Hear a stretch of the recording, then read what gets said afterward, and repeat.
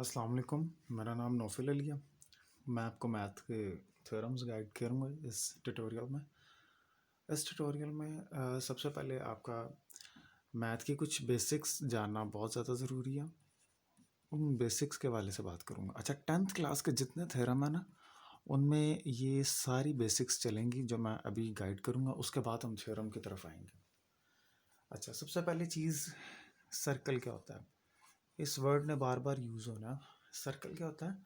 Circle combination of dots, यानी dots का ऐसा मजमुआ है जो कि एक सेंटर पॉइंट से सारे इक्वल डिस्टेंस पे हों।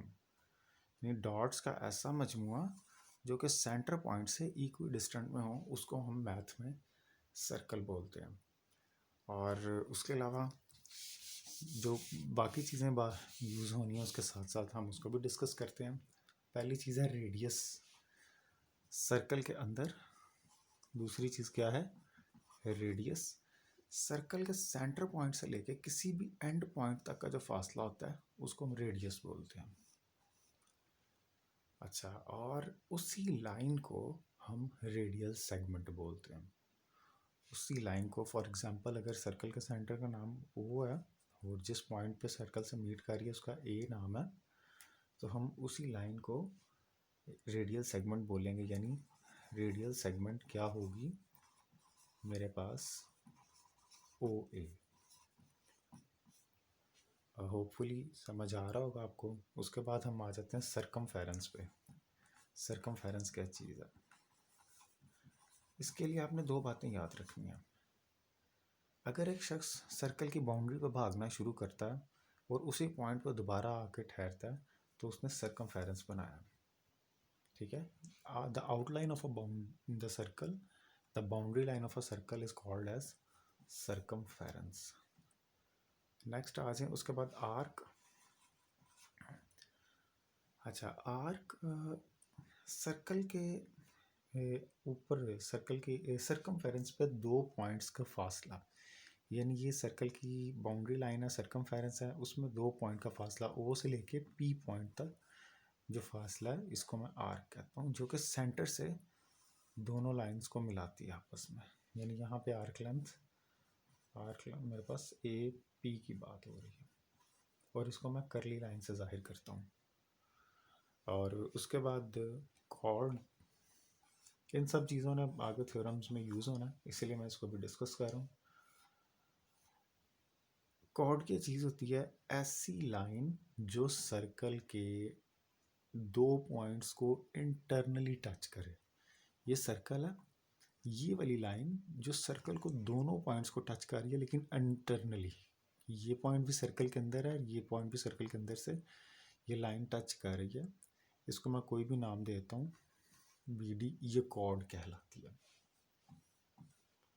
उसके बाद दो तीन और चीज़ें हैं। डायामीटर, यानी ऐसी कॉर्ड जो कि सर्कल के सेंटर से पास करे उसको डायामीटर कहते हैं। डायामीटर के लिए एक और बात भी है कि अगर मैं रेडियस को 2 से मल्टीप्लाई कर दूं तो मेरी डायामीटर निकल आता है।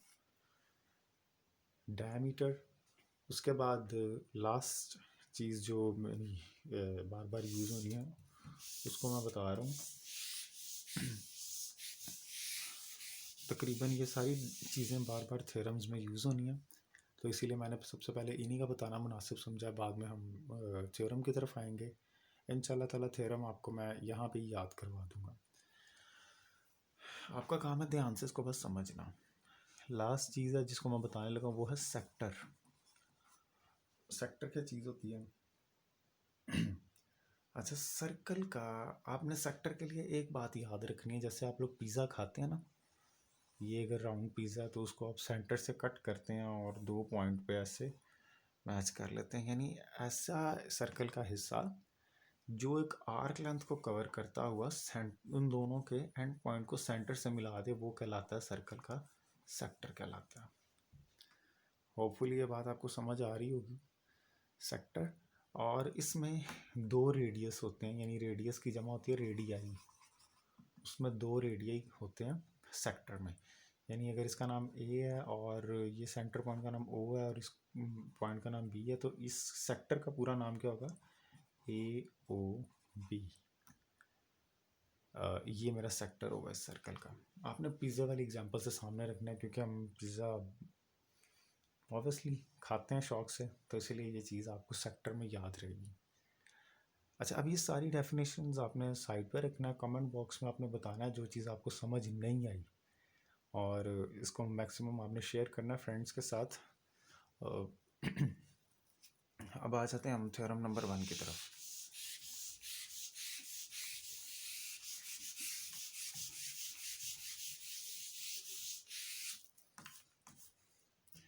अच्छा जी, थ्योरम नंबर 1 की तरफ हम लोग जा रहे हैं। ये पेज नंबर 181 पे है। अच्छा, और थ्योरम नंबर 1 है हमारा मैथ का। मैं आपको इसकी मार्क्स की थोड़ी डिस्ट्रीब्यूशन बता दूं। ये कभी 4 मार्क्स का भी आता है, लेकिन ज़्यादातर हम देखते हैं कि 8 मार्क्स का आता है। अब 8 मार्क्स किस तरह है? 4 मार्क्स इसके अपर पार्ट के होते हैं, यानी 4 मार्क्स में क्या क्या चीज़ें कंबाइन होती हैं मेरे पास? गिवन, टू प्रूव, और जो कंस्ट्रक्शन करनी है आपने वो जब आप लिखते हैं 9th में आपको है आइडिया कंस्ट्रक्शन जब आप लिखते हैं, और उसके अलावा जो चौथी चीज़ है डायग्राम या फिगर जो आप कहना चाहें, ये सारी चीज़ों के आपको हाफ मार्क्स मिल जाते हैं। उसके बाद जो नेक्स्ट 4 मार्क्स होते हैं, रिमेनिंग 4 मार्क्स, वो मुझे मिलते हैं 2 मार्क्स ये रीजंस के, सॉरी 2 मार्क्स सॉरी स्टेटमेंट्स के। उसके बाद 2 मार्क्स मुझे इन्हीं स्टेटमेंट्स की आगे से जो मैं रीज़न बताता हूँ उसके मिलते हैं।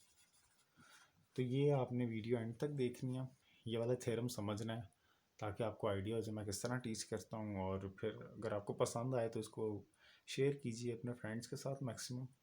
तो चलते हैं अपने पहले थ्योरम की तरफ। मार्क्स डिस्ट्रीब्यूशन समझ आ गई, सर्कल समझ आ गया, radius, radial segment, sector, arc, code, diameter. अगर कोई भी चीज़ समझ नहीं आई तो आप वीडियो को पॉज करके दोबारा देख सकते हैं। अच्छा, अब मैंने आपको यहाँ पे ही इंशाल्लाह ताला याद करवा देना ये थ्योरम। आपका बस काम है इधर ध्यान से इस वीडियो को बड़ी कंसंट्रेशन के साथ आपने सुनना। अच्छा, सबसे पहली चीज़ अब मैं क्वेश्चन को पढ़ रहा हूँ जो पेज नंबर 181 पे है। उस क्वेश्चन को मैं पढ़ रहा हूँ। One and only one circle can pass through 3 non collinear points. अच्छा, अब सबसे पहले यहाँ पे जो आपका वर्ड नया है वो मेरे पास क्या है जी? Non collinear points. मैं उसको पढ़ाता हूँ। एक वर्ड आपके लिए यहाँ पे नया, कोलिनियर और नॉन कोलिनियर, ये दोनों चीज़ें क्या चीज़ है? जितना ज़्यादा मैं वर्ड्स को एलैबोरेट करूँगा उतना ज़्यादा आपके थ्योरम में आपको आसानी होगी। तो चलते हैं इस वीडियो की तरफ, ज़रा ध्यान से इसको। अच्छा, कोलिनियर पॉइंट्स कौन से होते हैं? जो एक ख़ास पॉइंट पे मिले, एक ही लाइन पे इकट्ठे हों, वो कोलिनियर पॉइंट्स होते हैं। यानी अगर ये ए बी एक लाइन है, इसके ऊपर मैं कुछ पॉइंट्स बना लेता हूँ, सी, डी, ई, ये तीनों, ये बल्कि सारे, ये तीनों कोलिनियर पॉइंट्स हैं। ये एक लाइन पे मिल रहे हैं, ए बी लाइन पे। और नॉन कोलिनियर कौन से हैं?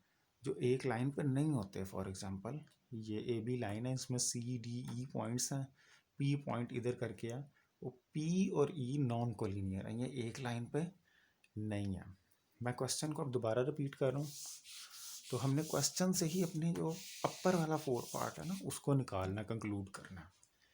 तो क्वेश्चन से ही हमने इस चीज़ को निकालना। मैं रिपीट कर रहा हूँ, one and only one circle can pass through 3 non collinear points.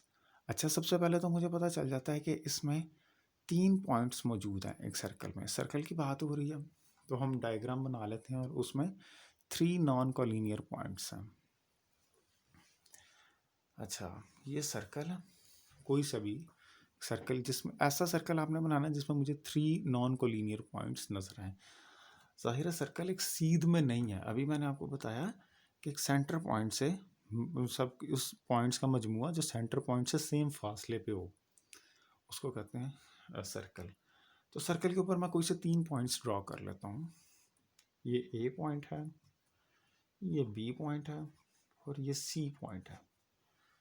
अच्छा, अब मैं देखता हूँ अगर इनको लाइन का स्केच बनाऊँ, ये इस तरह, आई एम सॉरी, थोड़ा सा कैमरा की वजह से थोड़ी सी लाइन टेढ़ी हो रही है। और ये बी से सी, यानी ये सीध में नहीं है। अगर मैं इनको देखना चाहूँ, ये एक लाइन नहीं है, ये सर्कल में है, थोड़ा सा कर्व में है। डायग्राम के लिए थोड़ा सा एक्सक्यूज़ है, नेक्स्ट वीडियो तक थोड़ा मेरा हाथ सेट हो जाएगा, फिर डायग्राम परफेक्ट बन जाएगी।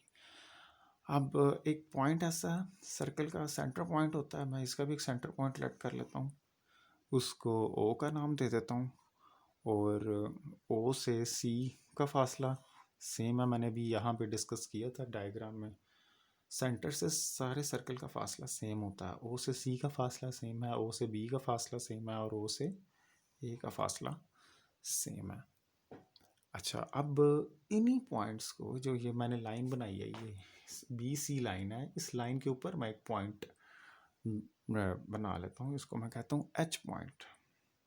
और इसको भी ओ से खींच देता हूँ और इसको भी मैं यहाँ पे एक और पॉइंट बना लेता हूँ, इसको मैं कहता हूँ डी पॉइंट।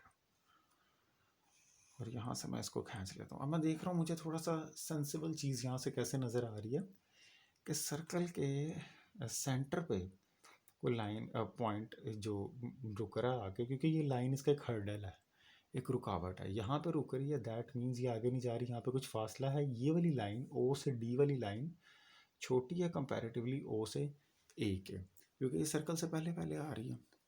तो अब मैंने दोबारा क्वेश्चन की तरफ जाता हूँ। अच्छा, डायग्राम में किसी किस्म की कोई कन्फ्यूजन, डायग्राम में किसी किस्म की कोई कन्फ्यूजन, एक सर्कल मैंने बनाया, मैं इसको रिपीट कर रहा हूँ। आपने वीडियो एंड तक एक दफ़ा देखनी है, इंशाल्लाह एंड तक आपको याद हो जाएगा। 100% तो नहीं, खैर मैं कोई जादू वगैरह तवीज़ तो नहीं कर रहा यहाँ पे, मैं कोशिश कर रहा हूँ कि अल्लाह ताला की मर्ज़ी है। अच्छा, ये सर्कल एक मैंने ड्रा किया, उसके ऊपर 3 पॉइंट्स लिए हैं। उसने बुक में कितने कहते हैं? 3 पॉइंट्स। मैंने क्वेश्चन से ही हर चीज़ को निकालना है, क्वेश्चन से ही मैंने हर चीज़ को ड्राइव करना है। एक सर्कल है, उसके ऊपर 3 पॉइंट है, ए बी सी, और वो सेंटर पॉइंट अपने से मिल रहे हैं ओ। फिर उनको मैंने आपस में मिलाया, उन जो पॉइंट्स को जो मैंने लिए थे सर्कल पे, बी से सी का फासला, ए से बी का फासला, और वो जो लाइन बन रही है उनके भी सेंटर को मैंने एक नाम दे दिया, बी डी। ये चीज़ अगर आपको याद हो गई है तो आपका 1 नंबर पक्का हो गया। यहाँ तक कोई कन्फ्यूजन किसी भी बच्चे को अगर है तो आप कमेंट बॉक्स में बताएं, तो मैं उस वक्त तो नहीं बता सकूँगा लेकिन मैं नेक्स्ट वीडियो में थोड़ा और एलेबोरेट कर दूँगा। मैं अपनी तरफ से पूरी कोशिश कर रहा हूँ। अब यहाँ तक आपका 1 नंबर पक्का हो गया। कुछ बच्चे ऐसे होते हैं जिनके लिए 1 नंबर भी बड़ा कीमती होता है, आप समझ रहे होंगे मैं किस तरह के बच्चों की बात कर रहा हूँ। तो वो ग़रूर से कह सकते हैं कि हमने 0 नहीं लिया भाई, 1 नंबर हमने ले लिया। अच्छा, अब उसने क्वेश्चन में कहा था only one and only one circle can pass through non collinear points. लो जी, एक ही सर्कल पास कर सकता है नॉन कोलिनियर पॉइंट से। तो मैं गिवन में क्या लिखता हूँ, जो क्वेश्चन में उसने मुझे बताया हुआ, गिवन में मैंने क्या है, वही 3 points A B and C are 3 non collinear points, are 3 non collinear points. अच्छा, यहाँ तक किसी किस्म की कोई कन्फ्यूजन? गिवन याद हो गया और ये डायग्राम याद होगी, क्वेश्चन से ही मैंने निकालना है। हाँ जी, क्वेश्चन से ही मैंने निकालना है। A B C 3 non collinear points है, उसने मुझे क्वेश्चन पे कहा था। अब उसने मुझे कहा है कि एक ही सर्कल पास करना चाहिए, तो मैंने क्या प्रूव करना है वो मैं यहाँ पे लिख देता हूँ। जो उसने क्वेश्चन में कहा है, to prove only one circle, only one circle can pass through 3 non collinear points. उसने क्वेश्चन में कहा था, मैंने वही कंस्ट्रक्शन में लिख दिया। गिवन याद हो गया, 3 पॉइंट्स हैं वो नॉन कोलिनियर हैं और उनमें से एक सर्कल पास करना चाहिए, प्रूव है। और डायग्राम भी याद हो गई। आपके 3 मार्क्स यहाँ पे डन हो गए। 4th मार्क की तरफ मैं जा रहा हूँ। कंस्ट्रक्शन क्या करनी है, जो मैंने बनाया यहाँ पे चीज़ें थोड़ी सी एलेबरेट की हैं। अच्छा जी, कंस्ट्रक्शन मैंने क्या किया, ए पॉइंट को मैंने बी पॉइंट से मिला दिया और बी पॉइंट को सी से मिला दिया। ए को बी से और बी को सी पॉइंट से मैंने मिला दिया। यहाँ तक किसी वो तीनों नॉन कोलिनियर थे ना, ये एक लाइन में तो नहीं ना थे, ये सर्कल थे और सर्कल एक कर्व होता है। तो मैंने इन पे 3 पॉइंट लिए हैं, ए बी सी, और फिर इनको आपस में मिला दिया। यहाँ तक किसी किस्म की कोई कंफ्यूजन? अच्छा, अब मैंने क्या किया, डी से ओ तक, यानी इन्हीं सर्कल के सेंटर पॉइंट, ये जो लाइंस हैं जो सेंटर से मैंने जोड़ी हैं, डी से ओ तक एक मैंने बाइसेक्टर ड्रॉ किया और बी से सी तक एक मैंने बाइसेक्टर ड्रॉ किया, एच से ओ तक, डी से ओ तक, एच से ओ तक। आप यहाँ पे लिख लें, draw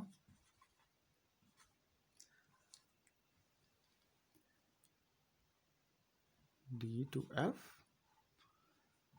bisector to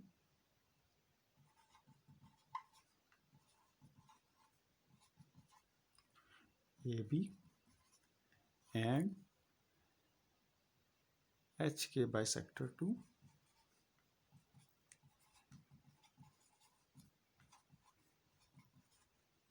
B C. अच्छा, यहाँ पे डी और एफ पॉइंट नहीं मैंने यहाँ पे बताया, वो मैं बता देता हूँ। ये जो डी लाइन निकल रही है ना, ये सर्कल से होती आगे जा रही है ये एफ पॉइंट तक, और एच जो लाइन ये वाली एच पॉइंट मैंने बताया, एच भी इसी तरह लाइन जो निकल रही है वो आगे पॉइंट तक जा रही है, वो के पॉइंट है। इस सिंबल का क्या मतलब है, इसको मैं बताता हूँ। इस सिंबल का मतलब होता है 90 का एंगल, स्ट्रेट एंगल पे आपने ड्रॉ करनी है। राइट बाइसेक्टर क्या लें, या आपने 90 का एंगल करना है। ओ से एच तक आपने इस तरह लाइन खींची है कि ये जो बी और सी लाइन है, ये ए बी लाइन जो है, इससे ओ डी राइट बाइसेक्टर है। यानी अगर इस चीज़ को मैं, इस वाली लाइन को मैं अगर खोल के बताऊं, तो ये ए बी लाइन है ऊपर, और इसके राइट बाइसेक्टर पर मैंने क्या बनाई है, डी से एफ लाइन, यानी डी एफ, इस तरह ये डी पॉइंट और ये कहाँ तक, एफ पॉइंट तक। ये इन दोनों के दरमियान 90 का एंगल होना चाहिए। और सेम अगर मैं दूसरी चीज़ को यहाँ पे खोल के लिखूँ, तो ये है बी सी लाइन, ये बी और सी लाइन है, बी से सी तक, और इसका राइट बाइसेक्टर कहाँ तक है, एच के, यानी ये मिड पॉइंट इसका एच है और ये के तक जा रहा है। इसके दरमियान भी 90 का एंगल होना चाहिए। कंस्ट्रक्शन जस्ट आपने इतना मेंशन कर देना, तो आपका वो भी 1 मार्क पूरा हो जाएगा। मैं इस सारे को रिपीट कर रहा हूँ, इसको गौर से सुन लें। अच्छा, अब जब दूसरी दफ़ा आप कोई चीज़ समझते हैं ना, तो फिर अच्छे से समझ आ जाती है, तो इसलिए मैं इसको रिपीट कर रहा हूँ, गौर से इसको समझ लें, सुन लें। सर्कल, आपने क्वेश्चन को दोबारा देखना है, मैं रिपीट कर रहा हूँ क्योंकि मेरा प्रॉमिस आपसे, इस वीडियो के एंड पे आपको 90% 80% तो ज़रूर याद हो गया होगा अगर आप कंसंट्रेशन से सुने। क्वेश्चन में था, one and only one circle can pass through 3 non collinear points. मैंने एक सर्कल का एक एज सा ले लिया, किनारा सा, क्योंकि इसी से मुझे कर्व शेप जाहिर हो जाती है। उसमें मैंने 3 पॉइंट्स लिए, ए बी सी, यहाँ पे उसने ए लिखा है और यहाँ पे सी लिखा हुआ, और ये एक सर्कल का सेंटर पॉइंट है जिससे इस सब का फासला सेम है।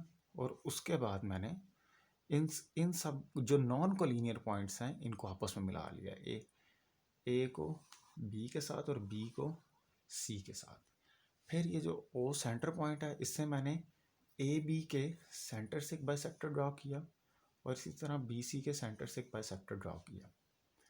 अच्छा, अब इनको भी मैंने नाम दिया, इसको H और इसको D नाम दिया।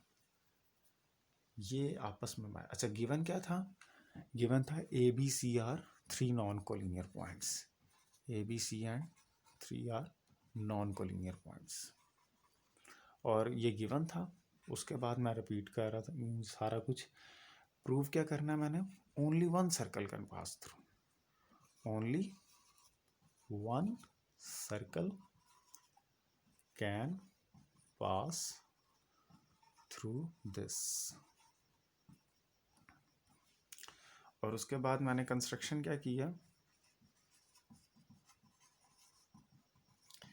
कंस्ट्रक्शन मैंने A को B से मिला दिया और B को C से मिला दिया। Join A to B and B to, इसका मतलब एंड है जी, B टू C। इतना ही आप लिख लें, ये जो मैं लिखवा रहा हूँ कंस्ट्रक्शन में आपका मार्क्स पूरे हो जाएंगे।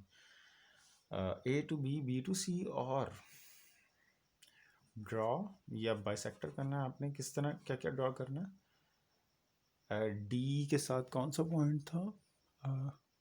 F point. Draw DF, right bisector किसके है जी? DF किसके है? AB के। और उसी तरह राइट बाइसेक्टर HK किसके है जी? BC के। 4 मार्क्स आपके डन हो गए। यहाँ तक किसी भी बच्चे को अगर कोई कन्फ्यूजन है तो आप वीडियो दोबारा पॉज करके या पीछे करके आप देख सकते हैं। यहाँ तक याद हो गया? उम्मीद करता हूँ यहाँ तक आपको 20-30% याद हो गया होगा।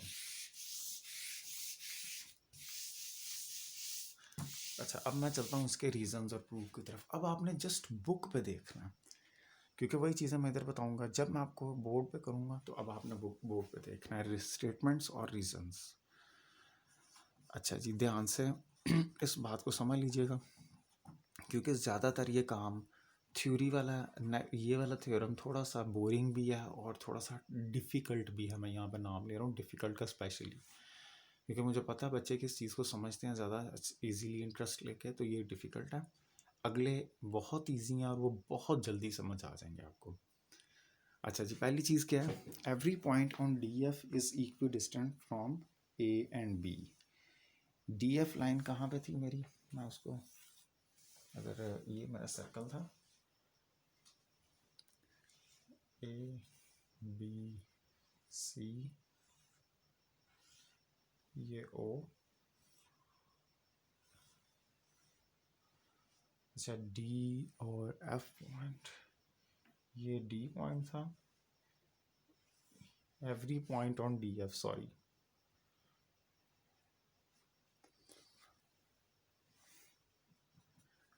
every point on DF is equidistant from A and B। D point पे D पॉइंट का A और B पॉइंट से फासला सेम है। इसको हमने इस पे बात करनी है। जो D पॉइंट पे ना, DF पॉइंट पे, DF लाइन पे जो भी पॉइंट है वो इक्विडिस्टेंट है A और B से। उसके बाद क्यों, इस पर हमने बात करनी है। Every point on DF is equidistant. अच्छा, इक्विडिस्टेंट और इक्वल डिस्टेंस में क्या फ़र्क है वैसे? थोड़ा सा सोचिएगा।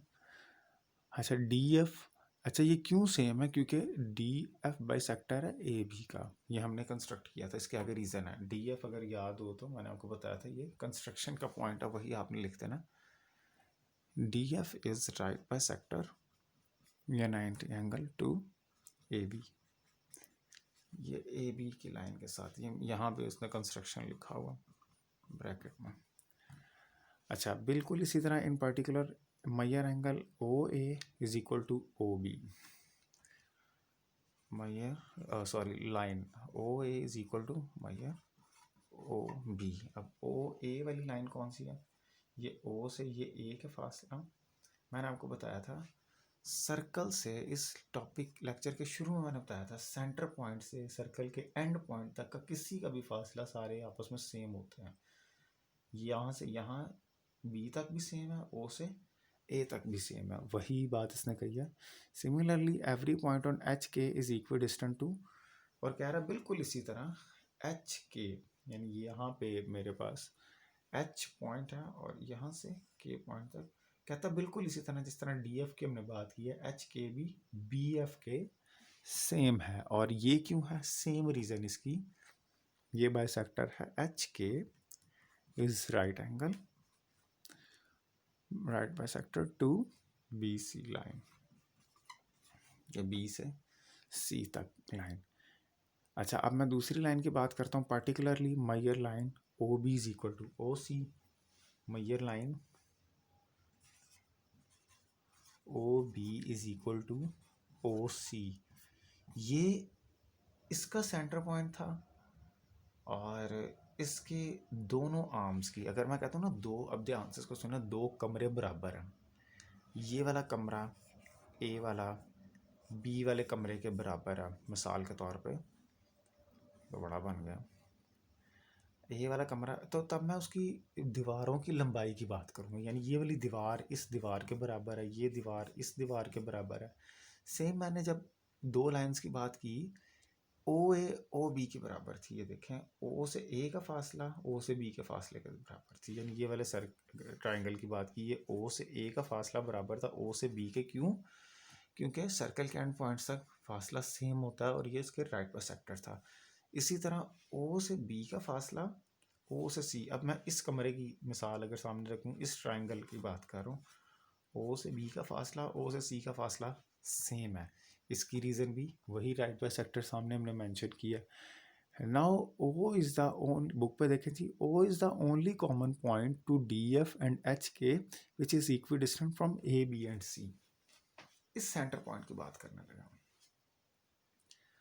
जैसे दो कमरे इकट्ठे जोड़े होते हैं ना हमने, जब दो कमरे साथ बने होते हैं तो एक दीवार उनकी एक सांझी होती है मिसाल के तौर पे, तो इस दीवार का जो ना हर पॉइंट दूसरे कमरे को, इस कमरे को भी उतनी ही, इस दीवार इस कमरे की इस वाली दीवार की उतनी लंबाई होगी जितनी इस कमरे की इस दीवार की होगी। इसी तरह सेंटर पॉइंट ओ है, पूरे सर्कल का सेंटर पॉइंट ओ है, उसका ए से फासला, बी से फासला, सी से फासला सेम है, जो कि इन सब में कॉमन पॉइंट है। अच्छा, अब उसके बाद बिल्कुल इसी तरह ओ से ए का फासला, ओ से बी का फासला, इसको मैं लाइन की सूरत में अगर लिखता हूँ तो वो ऐसी बात होगी, मैयर लाइन ओ ए बराबर है Maihar line O B, Maihar यही बराबर है मैयर लाइन ओ सी के। अच्छा, इसके बाद यहाँ पे आपका थ्योरम ख़त्म हो जाता है। इसको मैंने क्वेश्चन नंबर 1 का नाम दिया था और इसको 2 का नाम दिया था, और यहाँ पे मैंने इसकी रीज़न लिख दी, using question number 1 there is no such point except O. आपने यहाँ तक एक्सपेक्ट ओ तक आपने लिखना है, यहाँ तक आपने थ्योरम करना है। ठीक है, इसको आपने पहले ओ इस ट्राइंगल की बात करनी है, फिर इस ट्राइंगल की बात करनी है। इस थ्योरम को बार बार देख लीजिएगा याद करने के लिए, ये थोड़ा सा बोरिंग भी था, नया भी था, सबसे पहला भी था, इसलिए मुश्किल हुई है। अब अगला थ्योरम आपको जल्द से जल्द समझ आएगा। उम्मीद करता हूँ ये आपको 50% याद हो चुका होगा। फर्स्ट हाफ, सेकंड हाफ थोड़ा सा ज़्यादा मुश्किल था थोड़ा सा, और सबसे पहला थ्योरम था तो थोड़ा सा ट्रिकी भी था। तो उम्मीद करता हूँ आपको 50 से 60% याद हो चुका होगा। वीडियो को लाइक कीजिए, शेयर कीजिए और चैनल को ज़्यादा से ज़्यादा सब्सक्राइब करें। थैंक यू जी, अल्लाह हाफिज़।